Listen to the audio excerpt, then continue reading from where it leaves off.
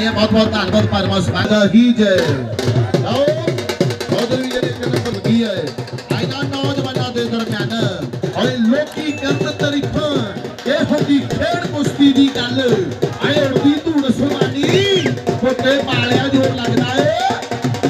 देखो चढ़ी जवानी कहना भुट्टे पालिया